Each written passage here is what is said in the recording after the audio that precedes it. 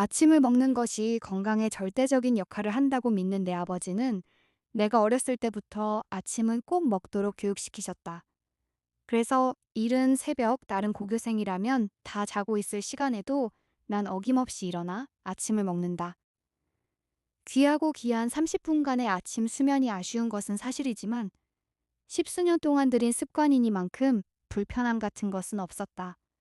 그렇게 잠에서 덜 깬 멍한 정신으로 아침을 먹고 있을 무렵 발밑으로 무언가가 지나갔다.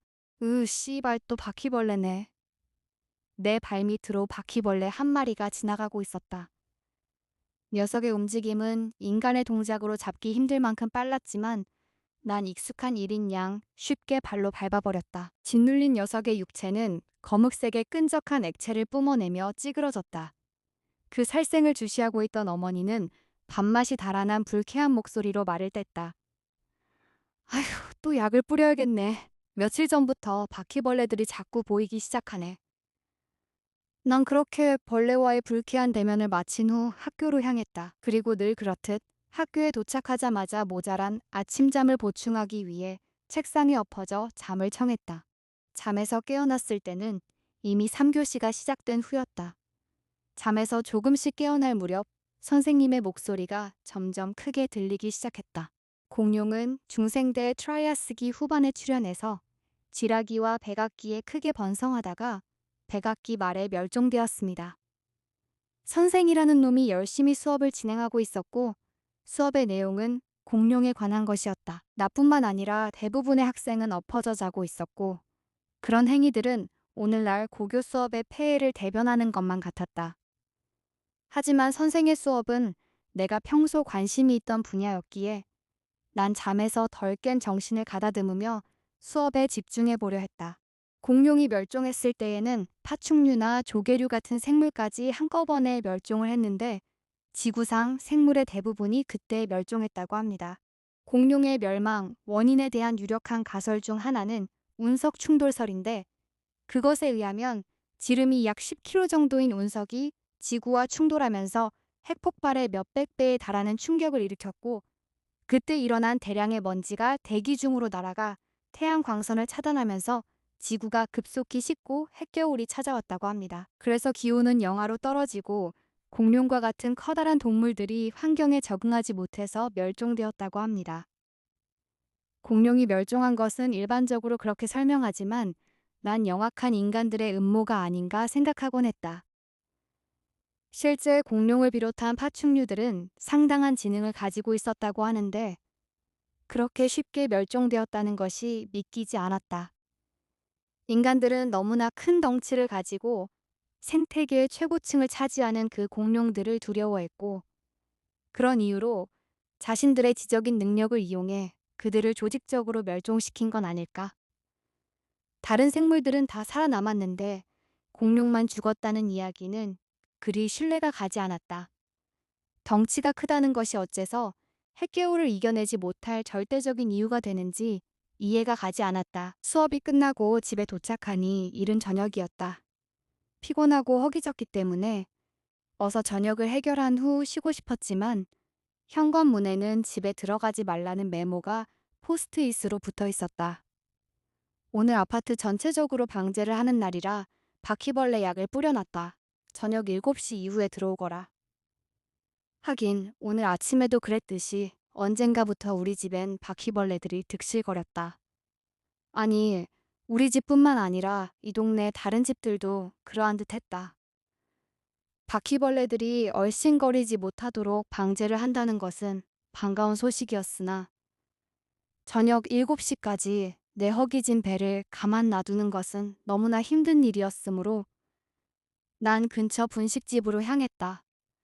식사를 하면서 더러운 바퀴들에 대한 생각을 한다는 것은 혐오스러운 일이었으나 내 쓸데없는 생물학적 호기심은 때와 장소를 가리지 않고 그것을 허용했다. 바퀴들은 신기한 존재들이다. 어두운 곳에서만 활동하는 그들의 습성상 인간들이 모두 잠을 자는 밤에 그들이 무엇을 하는지 알기가 힘들다. 바퀴벌레에 대한 새로운 정보는 21세기인 지금도 계속 쏟아져 나오는 형편이니 그들에 대한 연구도 현재로선 턱없이 부족할 것이다. 그러니 방지하기도 힘들겠지.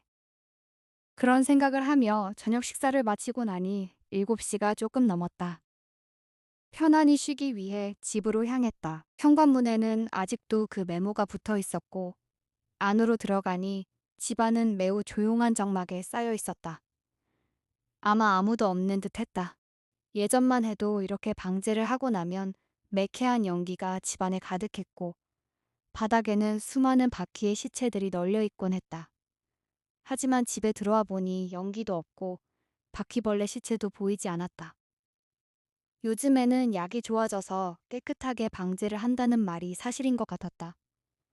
우선 배를 채웠기에 나는 마루 한가운데 위치한 TV를 켜고 소파에 등을 기대며 포만감을 즐기고 있었다. TV에서는 속보인 듯한 뉴스가 흘러나오고 있었다. 이번 살인사건은 외상 없이 뇌의 손상이 이루어졌다는 점에서 인위적인 타살은 아니라고 판명되어집니다. 또 누군가 죽었나 보다. 사망은 해충들의 방제 도중 있었던 것으로 추정되나 해충들에 의한 공격이 아닌가 추측되어지고 있습니다. 보통 가벼운 사건의 경우는 한번 보도하고 끝이지만 이번 사건은 심각했던 모양인지 아나운서의 굳은 얼굴이 잠시 화면에 나오고 나서 또다시 보도 화면으로 전환되었다. 방송에서는 이번 사건의 배우로 추측하고 있는 해충의 생태에 대해 설명하고 있었다. 실제로 바퀴벌레들은 체계적이고 조직적인 사회를 가지고 있다고 밝혀져 있습니다. 그리고 그 민첩성만큼이나 상당한 지능을 가지고 있다고 알려져 있습니다. 그런데 말입니다. 그들은 환경을 인식한 것을 행동으로 옮기기까지의 시간이 인간 이상으로 빠르며 그 때문에 인류는 늘 바퀴와의 전쟁을 해온 것이 사실입니다만 우리 집도 오늘 바퀴 방제를 했기 때문일까? 난 순간적으로 등줄기가 싸늘해지는 느낌을 받았다. 두려움이라기보다는 징그러움에 가까운 감정이었다. 아니, 사실 두려움도 섞여 있었다. 왜냐하면 7시가 넘은 이 시간에도 인기척조차 없는 가족들이 슬슬 걱정되었기 때문이다. 난 뉴스를 보다 말고 집안을 둘러보기로 결정했다. 발걸음을 옮기면서도 쓸데없이 괜한 걱정을 하는 게 아닌가 하는 생각에 내 모습이 우습게만 느껴졌다. 안방문을 열었다. 그리고 어머니의 모습을 보았다. 어머니는 바닥에 대자로 누워 있었고 고개는 천장을 향하고 있었다. 그리고 어머니의 두 눈에선 바퀴벌레들이 꾸물꾸물 느린 동작으로 기어 나오고 있었다. 커다란 바퀴벌레들. 내가 평소에 알고 있던 2cm짜리 바퀴벌레가 아니었다. 좋기 10cm는 넘는 커다란 괴물들이었다. 어머니의 눈 주위에는 대여섯 마리의 바퀴들이 서로 눈 안으로 들어가려고 앞다투어 애쓰고 있었다. 그것으로 보아 이미 눈을 통해 머릿속으로 들어간 바퀴의 수는 꽤 많을 것이 분명했다. 그들은 어머니의 눈을 파먹고 뇌를 파먹고 있었던 것이다. 방금 뉴스에서 보도된 것처럼 전신을 지탱하던 힘이 어디로 갔는지 모두 사라져버렸다. 난 미세한 충격에도 털썩 주저앉아 버릴 것 같이 온몸의 뼈마디가 풀려버렸다. 머리끝부터 발끝까지 소름이 돋았다. 내 눈앞의 광경과 보이지 않는 등 뒤의 어둠이 거대한 공포로 조여왔다. 바퀴벌레들은 매우 커다랗게 윙윙거리는 소리를 내며 내 공포를 배로 고조시키고 있었다. 녀석들은 매우 느린 동작으로 움직이고 있었는데 아마 아파트에 뿌려진 해충약의 효과 때문일 것이다. 그들은 마치 미리 계획이라도 했던 것처럼 어머니의 육체 다른 부분은 건드리지도 않고 오직 눈 부위로만 파고들고 있었다. 그리고 그중 한 마리가 고개를 돌려 날 쳐다보았다. 벌레가 나를 쳐다본다는 표현이 부적절하다는 것은 잘 알지만 그 한 마리는 분명히 나를 인지하고 있었다. 흑갈색의 거대한 몸뚱아리를 뒤로하고 완두콩 모양의 그 징그러운 겹눈으로 날 빤히 바라보았다. 5cm는 좋게 넘을 듯한 더듬이를 휘저으며 나의 존재를 가늠하는 것만 같았다. 그러면서 몸뚱아리에 붙어있는 지저분한 날개를 들썩거렸다. 난 괴물과 행하는 시선의 마주침 속에서 순간적으로 숨이 멎었다. 그까짓 벌레 한 마리가 10초 동안 나를 가만히 응시하더니 이내 사람 엄지손가락보다 훨씬 큰 날개를 활짝 펴며 나를 향해 날아오려고 했다. 어머니의 죽음에 대한 슬픔도 벌레들이 살인을 저지른다는 공포도 느낄 새가 없었다. 방문 앞에 멍하니 서 있던 나는 오직 생존을 위해 본능적으로 방문을 쾅 닫아 걸었다. 그리고 현관을 향해 집 밖으로 뛰쳐나갔다. 한참을 그렇게 뛰었다. 뛰면서 수많은 생각이 머릿속을 스쳤지만 생각의 실마리는 점점 현실과의 괴리감만을 키울 뿐 온전한 판단을 내릴 수가 없었다. 한참을 정신없이 달리는 동안 볼을 타고 뜨거운 눈물이 흐르고 있음이 느껴졌다. 나도 모르는 사이 난 어머니를 잃은 슬픔과 충격에 짓눌려 있었다.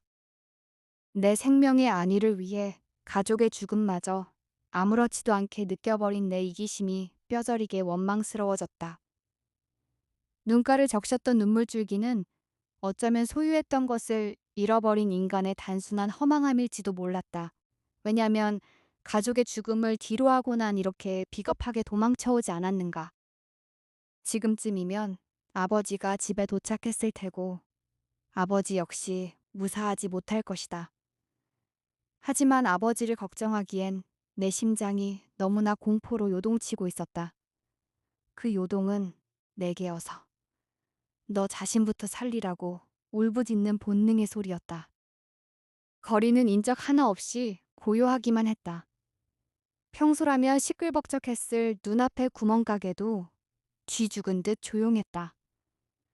아마도 저 안의 사람들도 모두 해충들의 습격을 당했겠지?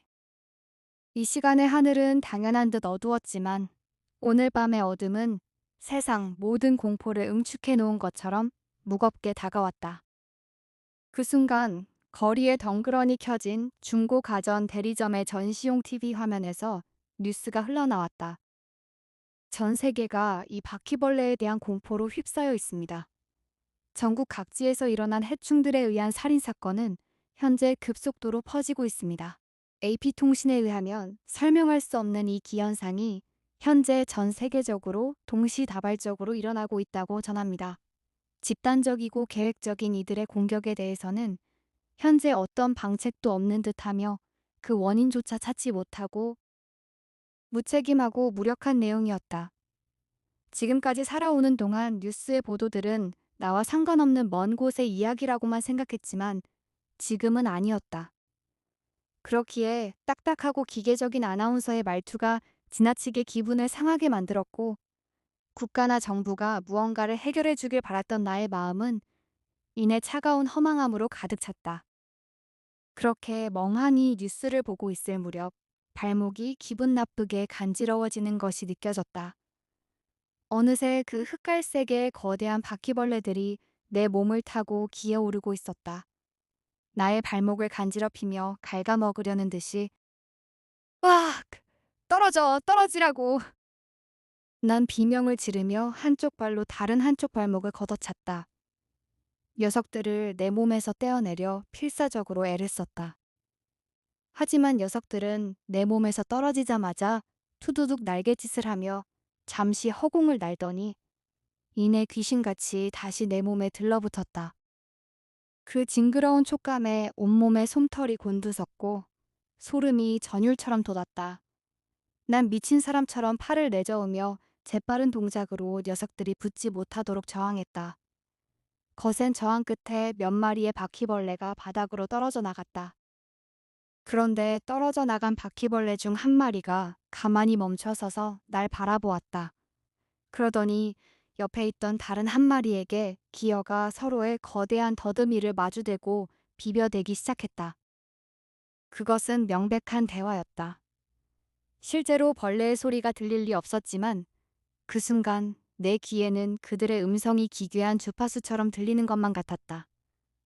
아니, 정확히 들렸다.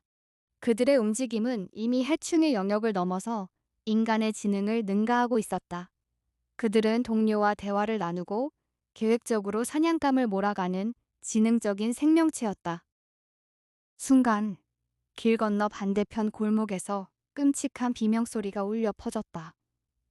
그리고 불과 수초간 지속되던 그 비명은 순식간에 뚝 끊기며 사라졌다. 아마도 저곳에 있던 인간 역시 이 바퀴벌레들에게 희생당했으리라. 인간들이 거주하던 이 도시는 이미 바퀴벌레들에게 완벽히 지배당해 있었다. 그 절망적인 확신이 드는 순간 내 안의 모든 전해가 신기루처럼 사라져버렸다. 인적이 사라진 적막한 거리, 그리고 멀리서 들려오는 간헐적인 비명소리. 난 완전히 무너졌다. 내가 전의를 잃고 굳어버린 것을 눈치챈 것일까? 내 몸에 붙어있던 바퀴벌레들이 일제히 날개를 펴고 나의 눈을 향해 날아올랐다. 털이 수북하게 돋아난 녀석들의 징그러운 다리가 나의 안구를 파고들었다. 뇌가 끊어질 듯한 극심한 통증과 함께 나의 세상은 암전되었다.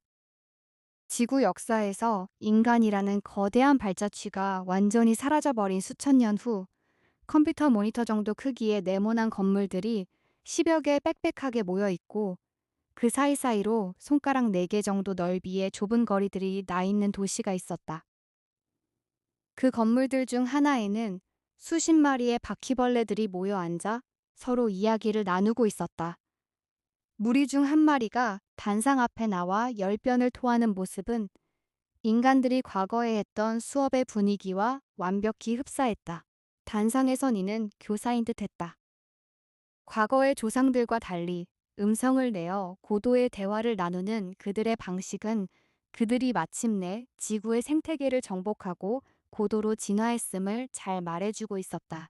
그렇게 운석이 충돌하고 환경에 적응하지 못한 하등한 인간이라는 생물들은 지구상에서 완전히 멸종하였습니다. 학생으로 보이는 젊은 바퀴벌레 한 마리가 털이 달린 징그러운 앞다리를 번쩍 들며 질문을 던졌다. 선생님, 그러면 우리 조상님들은 그 대재앙 속에서 어떻게 살아남았어요? 교사 바퀴벌레가 더듬이를 위험 있게 흔들며 대답했다.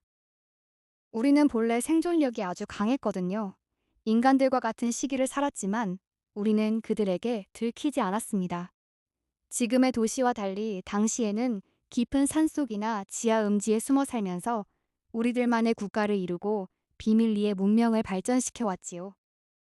인간을 멸종시킨 그들은 그렇게 새로운 지구의 주인으로서 완벽한 사회를 이루고 생존해 나가고 있었다. 인간들이 국가 간의 냉전과 핵무기 개발로 스스로 자멸의 길을 걷는 것을 숨죽여 주시하던 그들은 더 이상 지구의 파괴를 참을 수 없었던지 수천 년 전 그 지능적인 독침을 가동해 인간들을 한순간에 멸종시켰던 것이다. 그리고 마침내 생태계의 최고 위치에 등극했다. 백악기 중반의 어느 날 끝을 보기 힘들 정도로 거대하고 웅장하게 지어진 대형 건물 안. 그곳에는 4마리 정도 되는 공룡들이 모여 살고 있었다. 탁자에 둘러앉아 평화롭게 식사를 하는 모양새를 보니 가족인 듯했다. 그때 자식으로 보이는 작은 공룡이 식탁을 가리키며 찢어지는 듯한 소리로 비명을 질렀다. 엄마, 또 인간이야. 징그러워. 식탁 위에는 아주 작은 생물, 인간이 느린 움직임으로 꼼지락거리며 기어다니고 있었다. 하지만 공룡의 둔한 움직임에 비하면 인간의 동작은 꽤나 빨랐기 때문에 덩치 큰 공룡의 둔한 손으로는 한 번에 잡기가 쉽지 않아 보였다. 하지만 어미 공룡은 이런 일이 아주 익숙하다는 듯 웅장한 발을 들어 능숙한 솜씨로 식탁 위의 인간을 쾅 밟아진 눌러버렸다. 어미, 공룡이 밥맛이 떨어진다는 듯 투덜거렸다. 에휴, 또 약을 뿌려야겠네. 며칠 전부터 집안에 인간들이 자꾸 보이기 시작하네. 대체 어디서 기어나오는 건지. 짓눌린 식탁 바닥에서 붉은 피를 흘리며 찌그러진 작은 인간은 희미해져가는 의식 속에서 마지막으로 생각했다. 바보 같은 도마뱀 새끼들. 지금 우리 인간들은 너희가 모르는 고도의 문명을 가지고 있어. 조만간 아파트 방역 독약 연구를 끝내고 너희 거대 괴물들을 전부 전멸시킨 뒤 우리 인간들의 세상을 만들 텐데. 하지만 인간은 끝내 몰랐다. 자신들이 하등 해충이라 여겼던 공룡들이 사실은 자신들 몰래 고도의 사회를 구축하고 있었다는 것을, 그리고 자신들의 오만한 과학적 연구와 달리 그 공룡들이 인간 따위는 감히 상상도 못할 초고도의 지능을 가진 지구의 진짜 지배자였다는 사실을 그저 아침을 먹다 발밑에 바퀴벌레를 밟았던 그 짧은 순간처럼 먹이사슬의 거대한 수레바퀴는 그저 조용히 굴러가고 있을 뿐이었다. 조사를 마친 경찰이 검사한테 물었다. 이재윤 처벌할 수 있을까요? 검사가 대답했다. 아무래도 피해망상증이 더 심해진 것 같네요. 아마 법원에서 정신병 치료를 요구하면 처벌 수위가 낮아질 거예요. 아니, 무슨 자기가 공룡이니? 사람이 바퀴벌레니? 어후, 대화가 안 돼.